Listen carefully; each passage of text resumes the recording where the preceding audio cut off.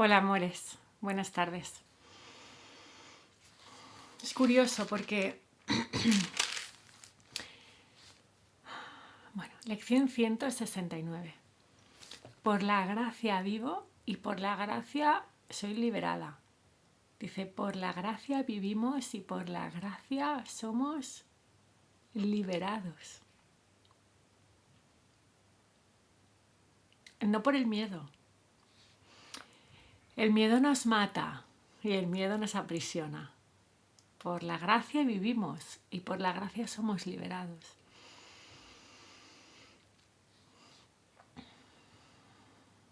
Es muy importante esto porque cuando sentimos miedo, un miedo plenamente justificado, lo sentimos porque pensamos que está plenamente justificado. Pero la verdad es que desde el punto de vista de lo que eres, en realidad el miedo no está para nada justificado. Más bien es una absoluta locura.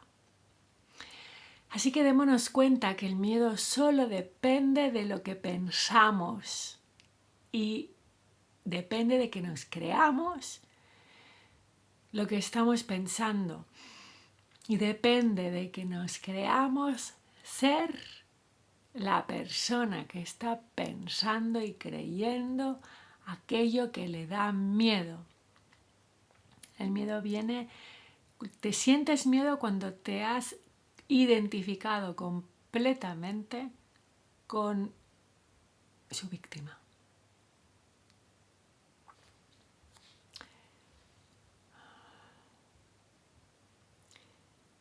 Pero lo que somos no entiende de miedo. A la luz, a la energía que crea el miedo, el amor, la alegría, esa energía que lo crea todo, pero que tiene una identidad propia y es amor. Sin embargo, a través de la mente podemos ocultar ese amor y disfrazarlo de miedo. Entonces, ¿qué miedo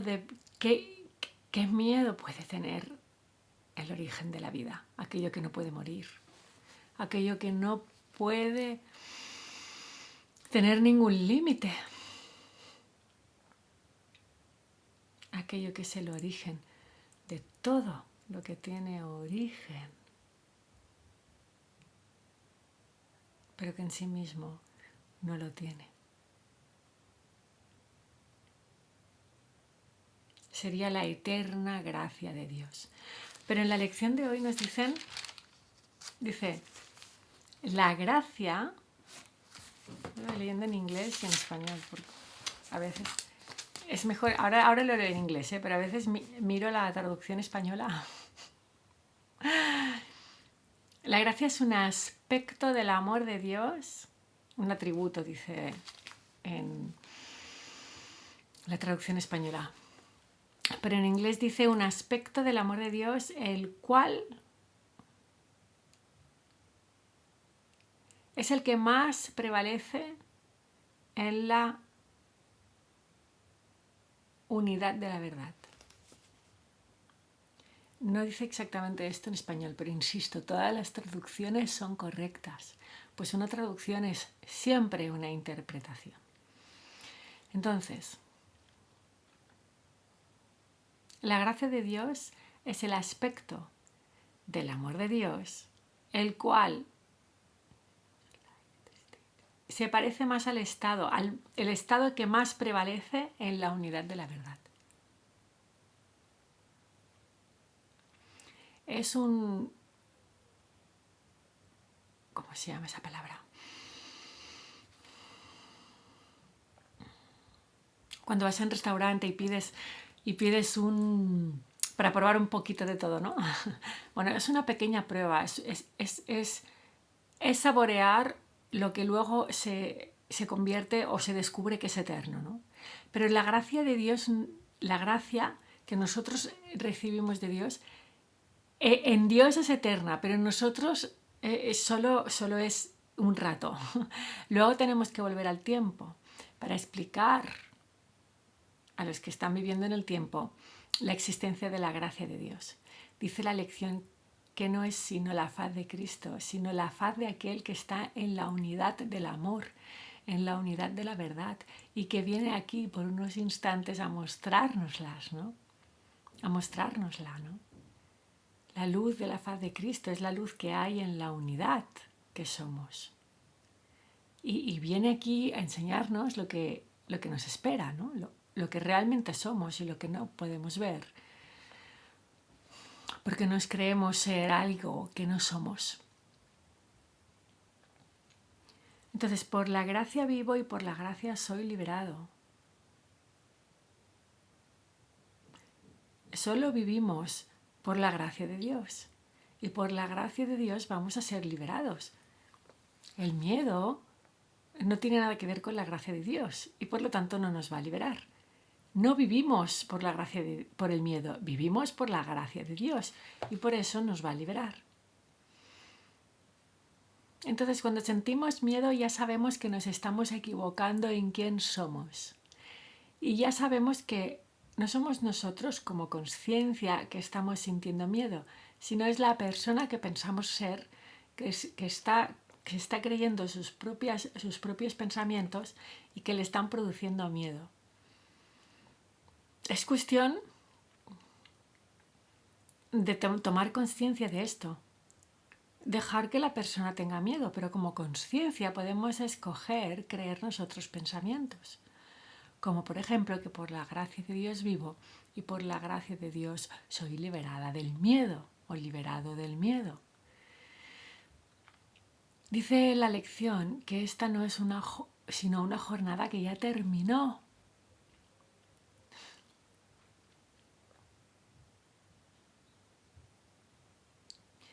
Dice que tampoco es que se pueda acelerar el momento de la revelación en el que te das cuenta que eres uno con el ser, es uno con Dios. No es que se acelere, simplemente es que la gracia de Dios no puede entrar allí donde no se la ha invitado.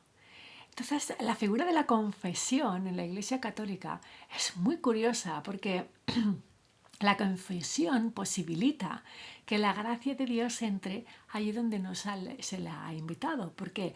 Porque es una confesión, no se puede decir nada que tú digas en la confesión, queda como secreto, ni tan siquiera ves la cara del párroco que te está escuchando. Y esa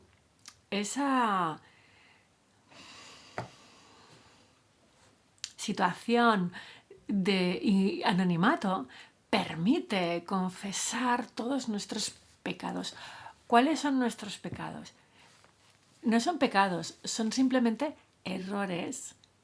El error de confundirnos con una persona que se cree que está haciendo o pensando cosas que le hacen sufrir.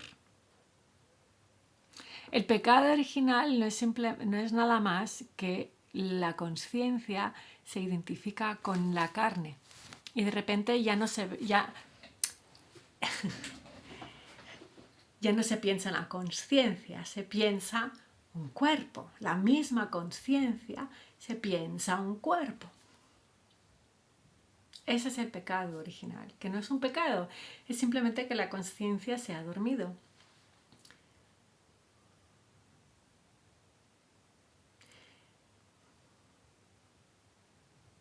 Y mientras tanto la mente se siente huérfana de conciencia y se confunde con este cuerpo. Le entra miedo de estar separada de la conciencia, es decir, de ella misma, porque al final la mente y la conciencia son una sola cosa. Y en ese miedo y en esa preocupación y en esa culpa crea un mundo entero. Entonces, no se trata de acelerar el proceso, se trata de invitar a la gracia de Dios allí donde no ha entrado. ¿Cómo se le invita? Confesando todos tus más oscuros pecados. ¿Cuáles son esos pecados? No son pecados. ¿Cuáles son esos pensamientos inconfesables? El pájaro espino, ¿no? Me he enamorado del cura, me he enamorado de la mujer de mi mejor amigo o del marido de mi mejor amiga. me dan ganas de matar a la vecina del quinto, o me dan ganas de matar a no sé quién, o tengo mucha rabia, o tengo ganas de hacer daño a alguien que quiero porque me ha robado, yo qué sé. Todos estos pensamientos que llamamos negativos, que tenemos a momentos de locura, de pura locura, incluso cosas que hemos llegado a hacer, de las cuales nos podemos arrepentir, todo eso hay que sacarlo, hay que decirlo. Hay que decirle a Dios, mira, pienso todo esto y todo esto me hace sufrir mucho.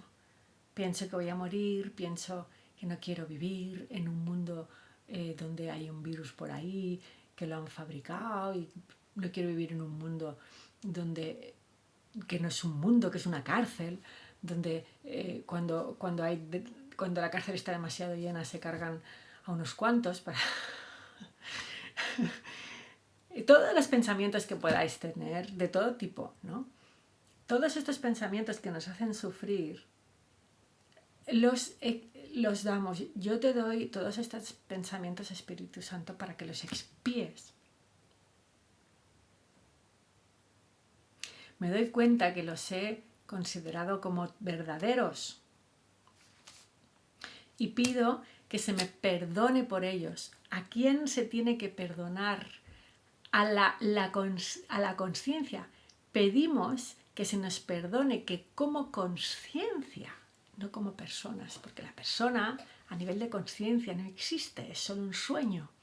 Entonces cuando pedimos perdón, lo que estamos haciendo es, como conciencia que somos, origen de todo el universo, estamos creyéndonos que somos un cuerpo y estamos creyéndonos todo tipo de pensamientos que nos hacen sufrir. Y por ese pequeño error pedimos perdón. Porque nos hemos equivocado de personaje. No somos el actor o la actriz principales del drama que se está desarrollando en el teatro. Somos el edificio en el cual el teatro está funcionando, ¿no? Eso es el perdón. Entonces, cuando dejas de interpretar un papel que no es el que te pertenece y te pones en tu lugar, que es el de la luz y el de la conciencia en la que somos, que eres, que es, que son, que somos todos, cuando nos ponemos en el lugar de la conciencia,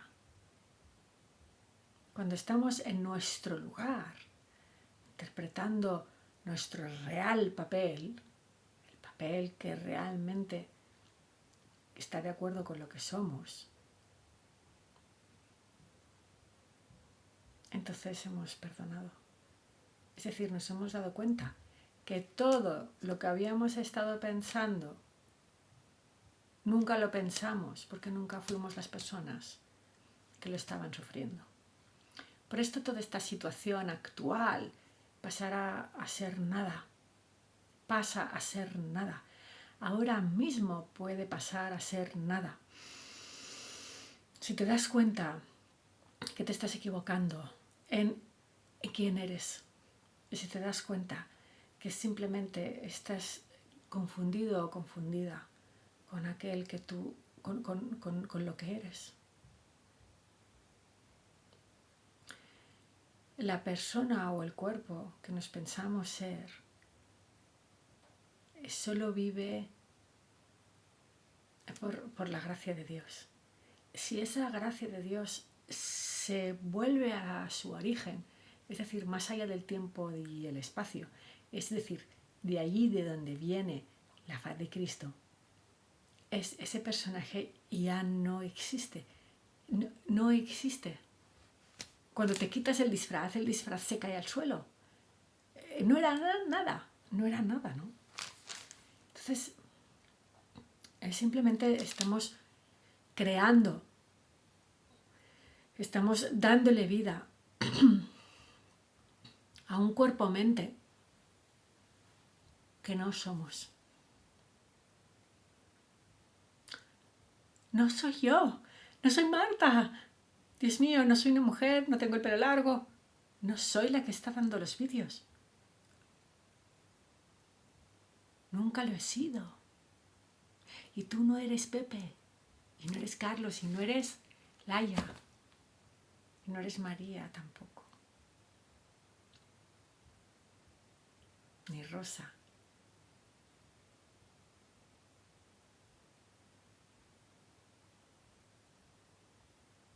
Somos todos la misma conciencia. ¿Hemos hecho algún sacrificio? Ninguno.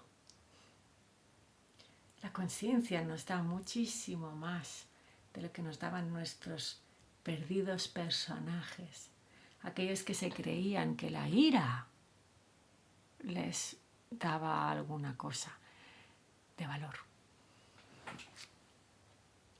Y esto no significa que no vuelvas a entrar en ira. Significa que cuando entres en ira serás completamente consciente del monstruo en el que te conviertes durante esos momentos. Y cuando tomes conciencia cuando tomamos conciencia del monstruo en el que nos convertimos, cuando le damos rienda suelta a la ira, inevitablemente vamos a soltar ese disfraz iracundo. Pues, ¿quién va a tener un ataque de ira conscientemente?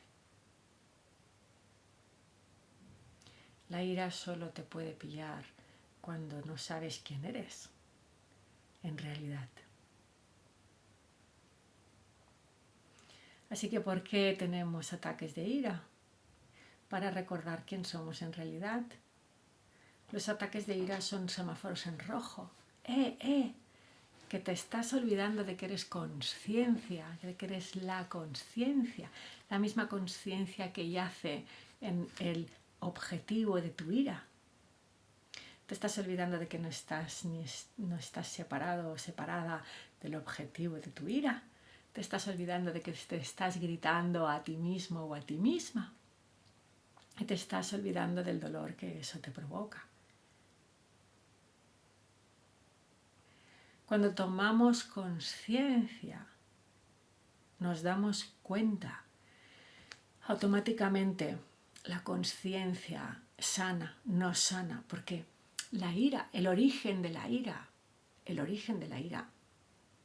es pensar que estás separado de la conciencia, pensar que estás separado del otro y culpar al otro porque el otro te está provocando un ataque de ira.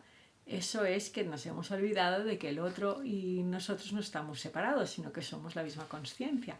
No ves la conciencia en el otro, ves al enemigo en el otro.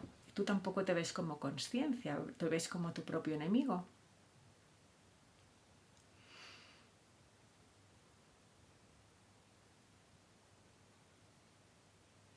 Entonces, cuando tomas conciencia de tu ira, el argumento por el cual tenemos ira ya no es vinculante, porque aquello de lo que pensamos estar separados, es decir, de la conciencia, ha hecho acto de presencia. Por lo tanto, ya no hay motivo para entrar en ira.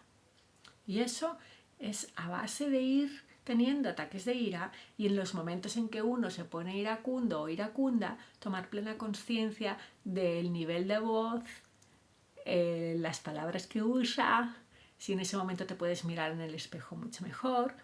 Una cosa fantástica y es grabarse, porque si te ves grabado o grabada en pleno ataque de ira, te aseguro yo que en 2 o 3 días no te vuelve a coger ninguno. Cuando tomamos conciencia de los comportamientos inconscientes, automáticamente pasamos a poder escoger. Ostras, ¿voy a tener un ataque de ira o no lo voy a tener? Puedes escoger porque ya eres consciente. Y solo en ese momento eres responsable de tu ataque de ira. Porque si incluso teniendo la oportunidad de decir no a la ira le dices que sí, ahí eso tendrá sus consecuencias. ya las tienes, ya tiene sus consecuencias cuando no somos conscientes. Imagínate si eres consciente, ¿no? Recogemos lo que sembramos. Ay, me estoy alargando, claro, como no aguanto el móvil, estoy cómoda sentada y se me alarga.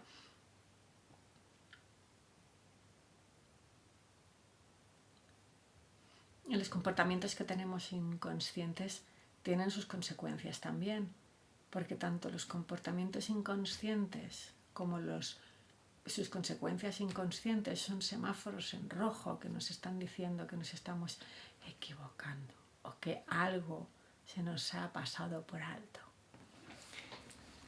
Es decir, nosotros mismos como conciencia nos estamos pasando por alto y nos estamos olvidando de la conciencia, y eso nos duele tanto que empezamos a chillar.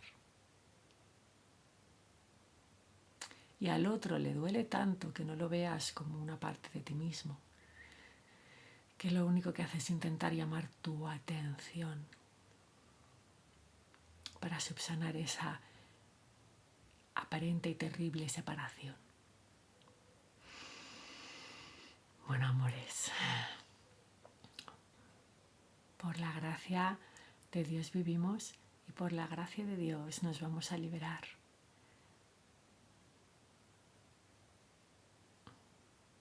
Y quien sea religioso y practicante, le animo a confesarse lo máximo posible. Y quien no, pues que verbalice sus más oscuros pensamientos y sus más oscuros pecados y pida al Espíritu Santo que los expíe y que los purifique. Y así limpiamos la mesa de pensamientos negativos, llamados negativos. Limpiamos la mesa de estos pensamientos para que quede libre, para que pueda apoyarse en ella la gracia de Dios.